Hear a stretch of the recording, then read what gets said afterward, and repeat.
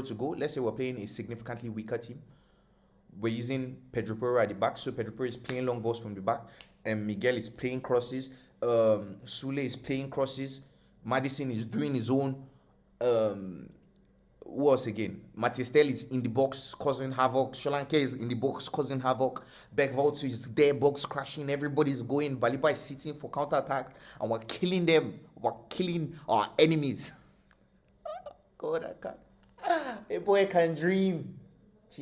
Good everyone, and welcome back to Not London Narrative. Today, guys, we're going to be talking about my 3 dream signings for Tottenham Hotspur. And when I say dream signings, I don't necessarily mean that these signings are not realistic. If anything, they are very realistic, and I'm going to explain why they are realistic. And I think that these signings, based on the ambitions of the club, if we want to go to the next level, these are the signings we need to make to this summer, at least, to be able to go to the next level. And when I say the next level, I don't just mean establishing ourselves as a top 6 team again. No, I mean challenging for the top 4 and potentially going for a title charge. Yes, I said it, going for a title charge, because I genuinely believe that these 3 signings take us to the next level. Genuinely speaking, these 3 signings take us to the next level. Now, what are these signings? The first one, we all know this player, Carlos Baleba. Or Baliba. Baliba, I'm not too sure on how to pronounce his name. But basically, this guy is a defensive midfielder. Now, we've all known since, I think last season, that Tottenham Hotspur have needed a defensive midfielder. But in this position, hasn't been able to be filled. And when I say since last season, I mean since the first season under Ange. We knew that we needed a defensive midfielder. But this position is still not filled up until now. Because after that season, we all knew that Bissouma wasn't good enough to play in number 6. Bissouma has never been in number 6. And then we've been trying to put a square peg in a round hole. So I think that has been a real problem for us. And if you look at the best teams in the world, let's think about the best teams in the world. You think about Barcelona, they have the likes of De Jong. You think about Real Madrid, they have the likes of Camavinga. You think about Liverpool now, they have the likes of Gravenberch. When they didn't, they tried to sign Caicedo, they tried to sign Lavia. You think about Chelsea, they have Caicedo. You think about City, they have Rodri. You think about Arsenal, they have Declan Rice. And that player that can shut out fire is really important, which is why you're seeing the likes of Real Madrid, no, not Real Madrid, Chelsea spending 150 million on a defensive midfielder. Something that would have been crazy back then. Arsenal spending over 100 million on a defensive midfielder. Something that would have been crazy back then. It seems outrageous now to be saying, or back then, to say you're spending over 100 million on a player that is not scoring goals for you. So I genuinely think that this is a player that takes us to the next level. And aside from that, I think it's also his profile. If you look at his strengths as a player, so this is a summary of Baliba's stats. I collected the data from every ref and used ChatGPT to simplify it so that everybody will be able to understand, because I know not everybody can understand stats. So this is more simple. So if you look at the defending stats, he's 5-star when it comes to defending, the strength. He's an elite tackler and elite interceptioner and ball recovery person. He's elite at that. His passing is usually safe, not really progressive or creative, but he also has the ability to ping long balls, which is something that he does. And that is something that Bissouma hasn't really given us. Bissouma I've seen him do it max 3 to 5 times in a Tottenham shirt, and it's something that I've seen he can do, but he doesn't do it. He would rather carry the ball, and which is also something that Baleba can do, or Baliba can also do, and that is something that I think that is very important. But he has shown me that he's more willing to do it than a Bissouma is, and for times when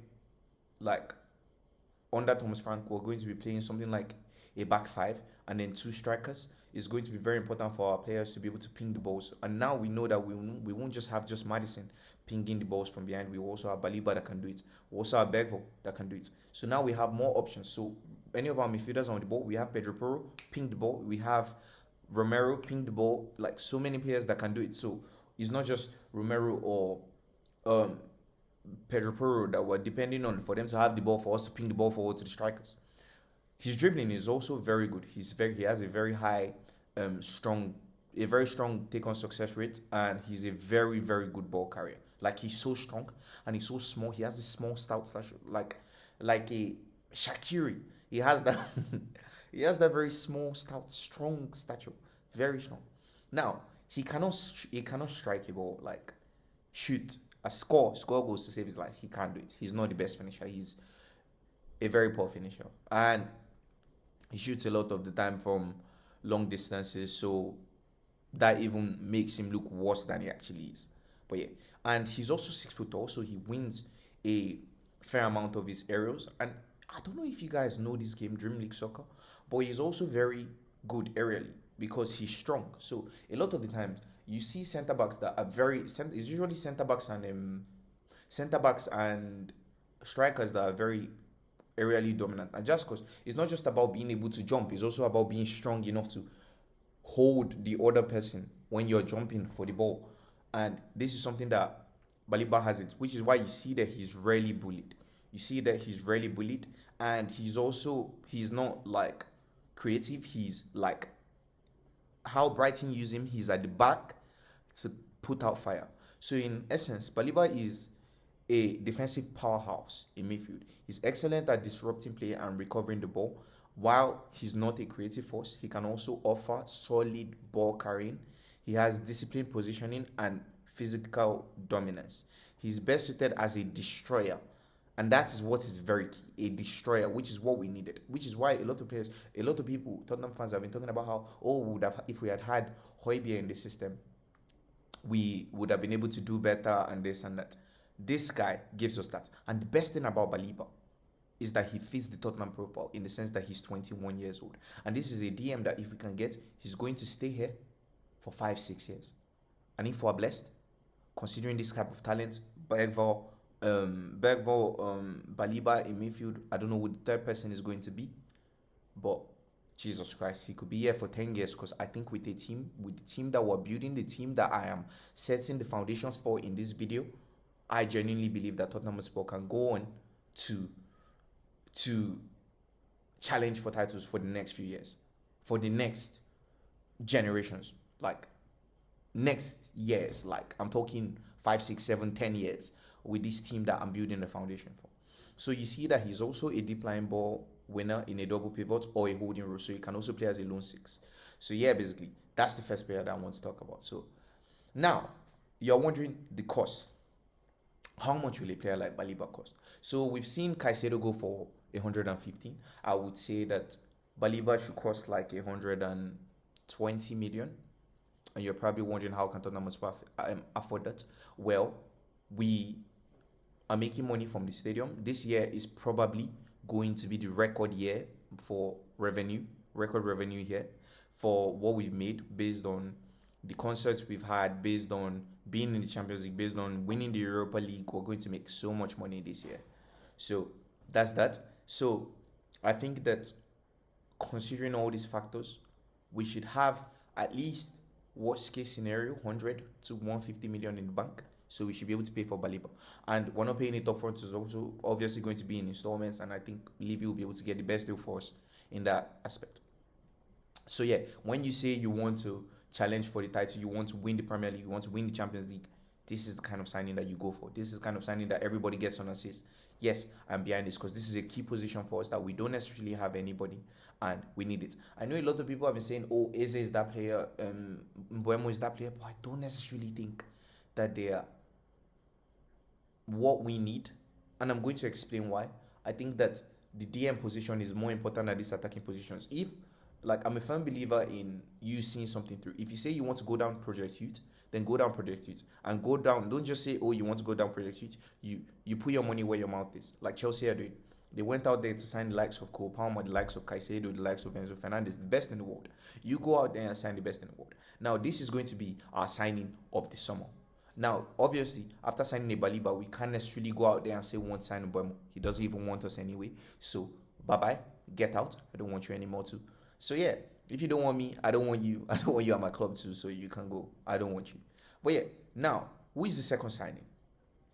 The second signing, for me, that takes us to the next level is none other but this absolute gem of a player, Matthias Sule. And this guy is another player that has come from Juventus. And I know you guys are probably wondering, who is this guy? I've never heard of him. A lot of you have never heard of him. But this guy is brilliant. Last summer, I was talking about Desiree Doué, and guess what? He didn't come to Tottenham Hotspur. This guy, he's not on the level of Desiree Doué. But he's a very, very talented player. And as you can see here, in the last few games of the season for Roma, when Dybala got injured, this guy, Roma built the system around him. They just acquired him from Juventus. Juventus have had to sell players because they're trying to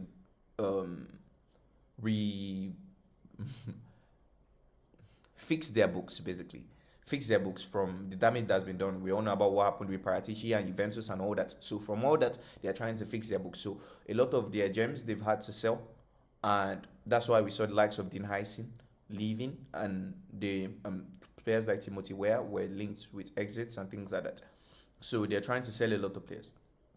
And this is one of them that they've let go, unfortunately. And this is a very, very talented player. Now, if you see in the last few games, when Dybala got injured and the system was built around him, look at how well he did. And it's not just about, like, Sule is a very interesting player, because when you see his numbers, you see 5 goals, 5 assists in 27 games. You're like, oh, what's this? This is rubbish. No, it's also the way they use him. So the way they use him at Roma is they use him as a winger, like a proper winger. Not a touchline winger, but a proper winger. So he comes in from the touchline, but he doesn't necessarily come into the box. He stays just at the edge of the box, and like sometimes outside, sometimes just inside the edge of the box, and then he's creating chances from there. It's how they use him. He's basically what Kulusevski was meant to be for us.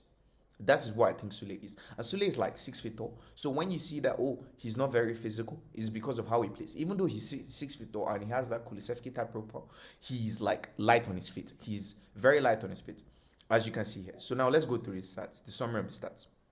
So you can see he's defending. They say he has decent level of awareness. He's strong in blocks and clearances, but he doesn't necessarily press. So he's a player that likes to, instead of aggressively pressing, he'll wait for you to play the ball and then intercept it or block it. Instead of going there, he's more reactive than an anticipating type of player. His passing is excellent. He has excellent key passing. He's very good. He's a very good set piece delivery taker and a good ball progressor. His dribbling is elite. He's elite on take-ons and carries, creative and flair driven. Like I said, he's like, he doesn't look it because he's tall, but this player, he's got it. He's light on his feet. Genuinely believe me, he's light on his feet. Now, he's shooting. He shoots often, but with low XG and poor shot selection. Now, this is exactly what I was saying. The angles that he's shooting from is very poor, which is why his goal output isn't the best. He shoots like from outside the box. He's shooting from very difficult angles. Now, if you think about what we have in Thomas Frank, and this guy is a very good finisher. Believe me, he's a very good finisher. But the problem is he shoots from very difficult angles, so he's not able to shoot that. The problem is, thinking about Thomas Frank and how he likes high value XG things like shooting from specific positions inside the box. Now, Sule is going to be more inside the box. So now, not only can he create force, not only can he play against low blocks, this is a player that is going to be winning us penalty because of his flair, which is one of the reasons why I wanted Desiree Doué, because these are players that are very difficult to tackle, and which is why clubs like Chelsea were getting penalties a lot. If you remember, they were saying Cole Palmer because he was scoring a lot of penalties, because they have tricky wingers that are very difficult to tackle. And then when you have wingers like that, it's very hard for players to tackle them, and when they do, they usually get penalties. So we're going to be winning penalties. We've not had penalties because we're having wingers like Son and Brennan Johnson. No disrespect to them, but they're not exactly the best dribblers. So yes, like, this is a player that can dribble. Like, he's elite at take on. So believe me when I say playing low blocks is not going to be a problem for this boy. He's beautiful when it comes to breaking down teams and creating space and doing all these things. So yeah, and he's 22 years old as well. It fits the profile of what we're trying to do. So yes, physical. Now, he says he's lightweight and not dominant in those. The problem is, a lot of these players that usually are these flair players, a lot of people don't necessarily tackle them normally. They tackle them to foul them and stop this rubbish they're doing. That kind of thing. Like you see players like Neymar and all these guys get tackled a lot because of how they play football. Like Vini and all these players, they people hate the way they play football. It's very annoying because they're so talented, and that's why the stats come out like that. Like I said, he has a big build. He's like 6 foot. He's tall. He's not necessarily the strongest, but he's not a pushover. So yeah, that is why his physical stats are like that. His creativity is very creative with shot creating actions, crosses, and throw balls. Now, this crosses is something I want to highlight because if you look at how Thomas Frank used Mbuemo, he speaks about, and in his tactical videos, he speaks about how when you are playing against low blocks, you have to play in swinging crosses. Like, is it in swinging? I think so. Yeah. Like with your left foot inside, like to the back post, which is very difficult to defend. The back post is very, very difficult to defend. So when he's somebody that can do something like that, and he can also cross with his weak foot as well. So he has very different options, and this is going to be very key for when we're playing low blocks. So players like Richarlison is not going to be like Ange, where against the low block they're trying to play the ball on the ground. You're not doing that here. This boy knows how to pass a ball. Like he really knows how to pass a ball. Like I'm hitting on it because you can tell the 4-star rating there. He really knows how to pass a ball. He really does. He really does. But yeah. So now, overall, Sule is a creative left-footed winger who excels in ball possession, dribbling, and chance creation, especially through set pieces and crosses. And yeah, he can play crosses. He can play crosses. And now we're going to finally, thank you, Jesus, have a left footer that can play set pieces. We're not going to be needing to use Pedro Porro and Madison again. We can use Pedro Porro on one and Sule on one. He can play set pieces. Like you've seen in this video that I dropped as the bureau. So yeah. However, he needs to improve his decision making, his shooting, and strength physically to become more complete. So, like I said, he definitely has some development to do. He's not the finished article. If not, he will be at Real Madrid or Manchester City or Liverpool. But he's the next best thing in my opinion. He's that good. I rate him that highly. And I found this gem from FM, by the way. So if you play FM, you know what I'm talking about. He's very good. So yes, this is my second shout. And Sule isn't very expensive. I think max, worst case scenario, we should be able to get him for like 35, 40 million. And considering we're selling Son, so let's say we sell Son for 40 million pounds, because Roma just bought him. I mean, 10 million plus, 15 million plus in a year is a good deal. And I know Roma won't want to sell, but money talks. Money talks, because this guy, they know they will be able to flip in a few years. And the thing about players like this is Tottenham must have to get him quickly. Like we missed out on Due, we have to get these players quickly. And if we don't, they're going to be in other clubs or they're going to develop and we're not going to be able to afford them anymore. So we have to get them as quickly as possible. So we go now for Sule, Matheus Sule. And the reason why I made this video is because a lot of people were talking about Eze, Mbuemo, Paulinho. I got bored of it all. And that's why I haven't made any video, because there hasn't been anything realistic. So I said, you know what? I'm going to go and research and find my own gems. Yes. Because I'm him. But yes. Okay. Now the last player. This player. I have an absolute hard time trying to pronounce his name. He's from Girona. And he's basically Pedro Porro at left back. Basically Pedro Porro at left back. And he's, as you can see here, a very awful defender. A very awful defender. But this is not a problem, because Udogi's stats defensively are very good. And the thing about Udogi is that I believe that under a proper coach like Frank, our manager, Udogi is going to go to new levels. And the reason why I say this is because, and the reason why I picked Miguel is because of how we saw Frank play at Brentford. So there are two things that Frank did at Brentford. So sometimes, and how that would translate to our team. So sometimes it could be, let's say we're using a Pedro Porro to attack. Let's say we're using a Miguel to attack a left back. We could have a Jet Spence who will join the back three to make us more solid. And Miguel is very good at attacking wise. So Jet Spence is a defender that can defend. And let's say we're using a Pedro Porro on the right hand side, we could use a Udogi to defend, to join the back three. Do you understand what I'm saying? And let's say we're using Spence or Pedro Porro to, no, sorry, we're using Pedro Porro to go. Let's say we're playing a significantly weaker team. We're using Pedro Porro at the back, so Pedro Porro is playing long balls from the back, and Miguel is playing crosses. Sule is playing crosses. Madison is doing his own. Who else again? Matistel is in the box causing havoc. Solanke is in the box causing havoc. Beckvaltu is there, box crashing. Everybody's going. Baliba is sitting for counter attack, and we're killing them. We're killing our enemies. God, I can't. A boy can dream. Jesus Christ, the boy can dream. So yes, he's excellent at long balls, key passes, and crosses. Excellent, absolutely. Chef's kiss, absolutely. He's good at take-ons, advancing the ball, high shot volume, moderate effectiveness. Obviously, he's a fullback.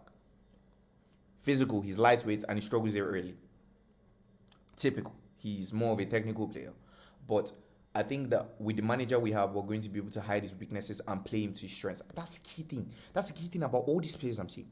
This manager we have plays players to their strengths, not a fit system. He plays players to what they're good at. And that's why I think that a lot of these players are going to really thrive under this manager. So he has a high shot and chance creation metric, and he's very good at it. So these are players that I genuinely believe that will be able to go to the next level under this manager. Now, you're probably wondering, oh, why didn't I sort out obvious positions like centre back, left centre back, number 10? I don't think that we can solve all our problems in one window. And I think that it is about signing quality instead of quantity. Now, we could go out next summer and sign number 10s, but I think that these positions that I've mentioned are positions that I think are really important. And about the left back, why am I picking a left back over a left centre back? I couldn't really find a left centre back that would fit our profile and our wage budget, considering we have already gone big on Baliba.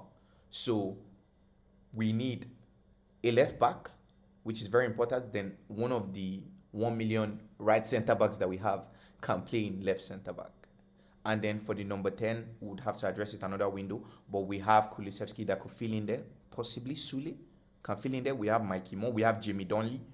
I think Jamie Donnelly is going to be really good. So basically, this is how we're going to be looking next season if I was the Tottenham Hotspur manager. And how much will it cost? I think max 30 million euros from Girona. We saw Savio didn't go for too much. So max 30 million, 35 million euros. And that's very affordable because we're going to pay it in installments. And we're going to be selling Bissouma. We're going to be selling Son. So I think that next season with this team, genuinely speaking, the Premier League should be scared because we're coming for it all. Champions League, everybody. We're coming for it all with our manager, Thomas Frank. I know I'm wearing an Atletico jersey, but yes, with our manager, I genuinely think that the sky is the limit for this Tottenham Hotspur team. If you watch till the end, please leave a like, please subscribe, and I'll see you guys next time, not on the narratives. Have a lovely day, guys. Bye-bye.